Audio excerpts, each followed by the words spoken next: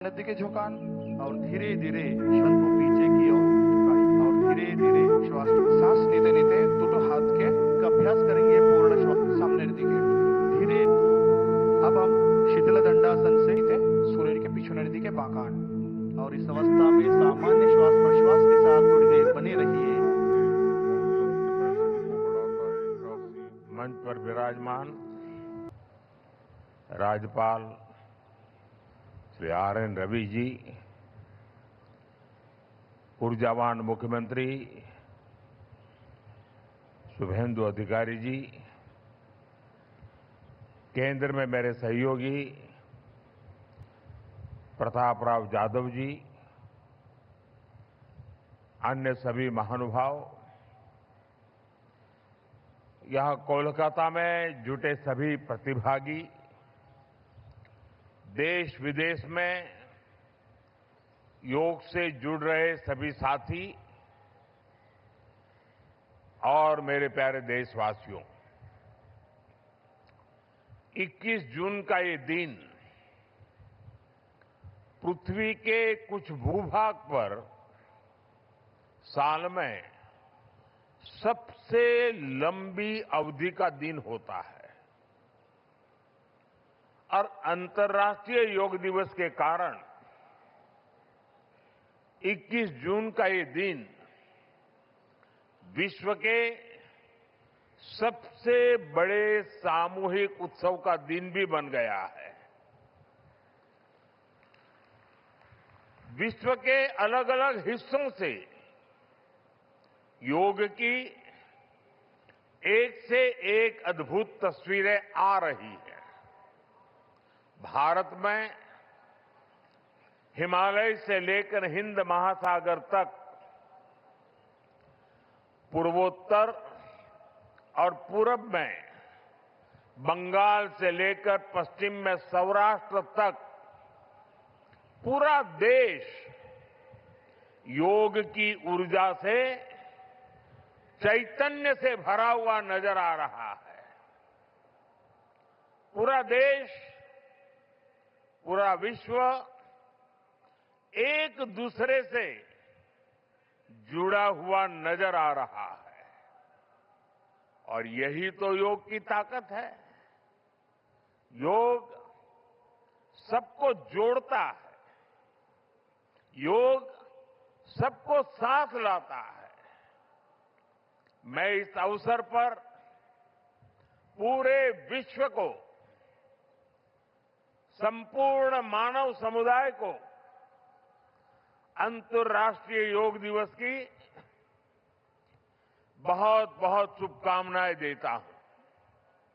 साथियों, आज योग दिवस पर मैं खास करके पूरे बंगाल में, कोलकाता में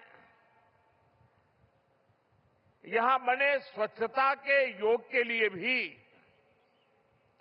कोलकाता वासियों की सराहना करूंगा। ये अद्भुत पहल है, स्वच्छता से स्वागत। स्वच्छता से स्वागत पहल के लिए जिस तरह यहां लगातार श्रम किया गया है, नागरिक कर्तव्य निभाया गया है, वो सभी देशवासियों के लिए आज एक बहुत बड़ी प्रेरणा बन गया है। साथियों, योग दिवस के अवसर पर आज बंगाल में होना बहुत ही विशेष है। बंगाल की ये पवित्र भूमि, जहां भगवान रामकृष्ण परमहंस जैसे सिद्ध संतों ने अवतार लिया, जहां से निकलकर स्वामी विवेकानंद ने पूरे विश्व को योग से परिचय कराया, जहां महर्षि अरविंद जैसे महान योगी ने जन्म लिया, लाहिड़ी महाशय जैसे महान योगियों ने जहां योग परंपरा को नई ऊंचाइयों तक पहुंचाया, आज उसी धरती पर सामूहिक योग का अनुभव एक अलग आध्यात्मिक अनुभूति दे रहा है। इसी बंगाल की धरती पर जन्मे गुरुदेव रविन्द्रनाथ ठाकुर का मानना था कि मनुष्य की पहचान अलग अलग रहने में नहीं, बल्कि अपने आसपास की दुनिया से जुड़ने में है। यही जुड़ाव योग का मूल भाव है। महर्षि अरविंद भी कहते थे, हमारा पूरा जीवन योग है, चाहे हमें इसका बोध हो या न हो। योग जब स्वभाव में आता है तो वो मानवीय एकता का आधार बन जाता है। साथियों, योग केवल शारीरिक श्रम का साधन नहीं है। योग किसी एक आयु वर्ग के लिए सीमित भी नहीं है। भारत में हम जानते हैं और देखते आए हैं, योग मानव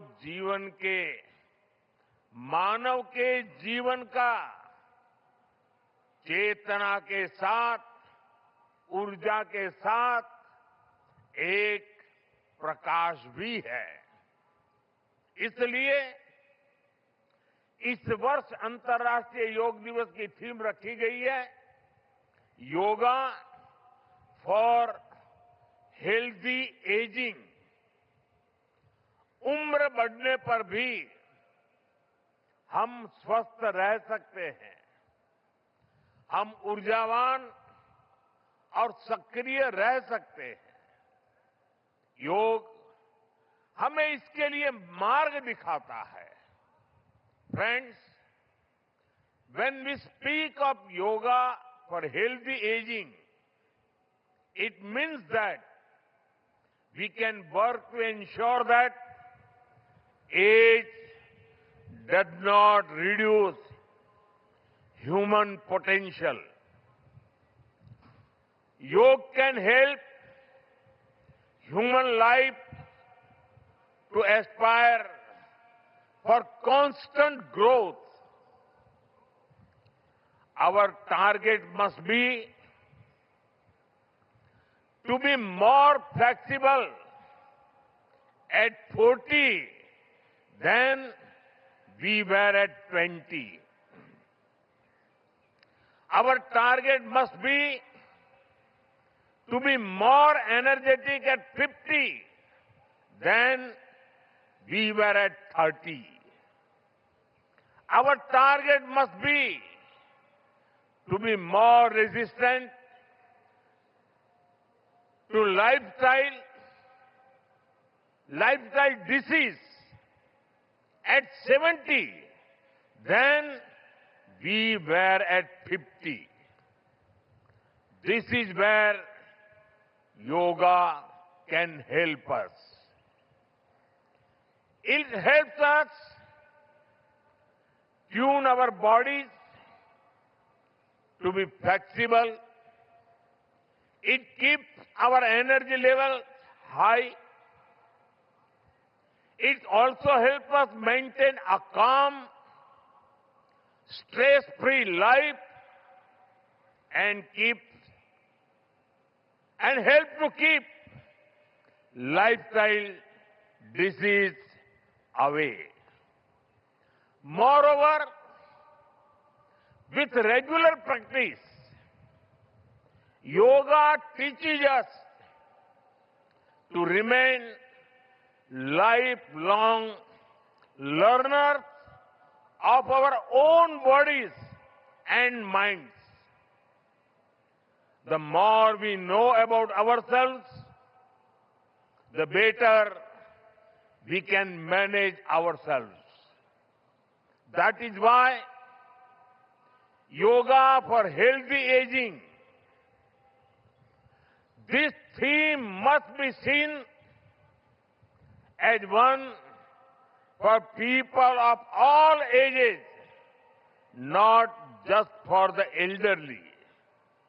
साथियों, गीता में भगवान कृष्ण ने योग के विषय में कहा है, युक्त आहार विहारस्य युक्त चेष्टस्य कर्मसु युक्त स्वप्न अवबोधस्य योगो भवति दुःखः। अर्थात संतुलित आहार विहार से, संतुलित क्रियाओं और कर्मों से, संतुलित नींद और जागने से योग दुखों का नाश करने वाला हो जाता है। ये संतुलन ही योग का आधार है। यही संतुलन हमारे जीवन का आधार भी है। लेकिन ज्यादातर लोग आज इस आधुनिक समय में जीवन के असंतुलन से ही जूझ रहे हैं। बहुत मशक्कत करनी पड़ रही है उनको। योग हमें जीवन को बैलेंस वे में जीने की कला सिखाता है। योग हमें डूज और डोंट सिखाता है। और जब हम हमारे शरीर को सही ढंग से चलाना सीख लेते हैं तो स्वास्थ्य हमारा स्वभाव बन जाता है। साथियों, योग केवल हमारे शारीरिक स्वास्थ्य पर ही फोकस नहीं करता। योग मानसिक स्वास्थ्य से शारीरिक स्वास्थ्य का मार्ग दिखाता है। इसलिए योग के विषय में युक्त चेष्टस्य कर्मसु कहा गया है। यानी हमें क्या करना चाहिए, क्या नहीं करना चाहिए, इसका बोध। ये बोध हमारे जीवन में शांति का स्रोत तो बनता ही है। इससे विश्व शांति का मार्ग भी खुलता है। इसलिए योग आज केवल हमारी पर्सनल लाइफस्टाइल के लिए जरूरी है, इतना ही नहीं है। योग दुनिया के बेहतर भविष्य के लिए एक आवश्यकता भी है। साथियों, अंतर्राष्ट्रीय योग दिवस के अवसर पर करोड़ों लोग योग से जुड़ते हैं। लेकिन आज का ये दिन हमें अपने साझा संकल्प को फिर दोहराने का अवसर देता है। आइए हम संकल्प लें, योग को केवल एक दिवस तक सीमित नहीं रखेंगे। योग को केवल एक कार्यक्रम तक सीमित नहीं रखेंगे।